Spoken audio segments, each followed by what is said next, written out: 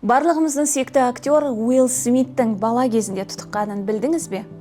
Ол өзінің тұтықпасы туралы біраз жерде айтып, және де оны қалай жойғанымен де бөліскен.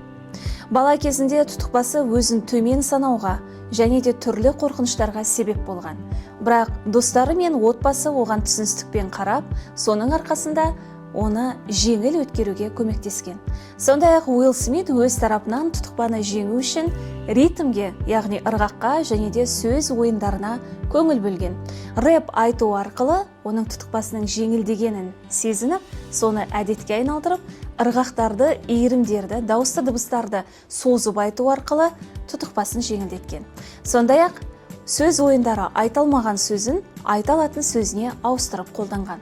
Уилл Смиттің керемет жарқыраған карьерасын, актерлық карьерасын барлығымыз білеміз, және де осы кемшілігін артықшылыққа айналдыру арқылы өзінің дауыс тембрімен, актерлігімен, харизмасымен жұмыс жасау арқылы керемет жетістікке жетті. Сен де өз кемшілігіңді артықшылыққа айналдыра аласың. Ол үшін менің 18 күндік интенсивіме орын ал.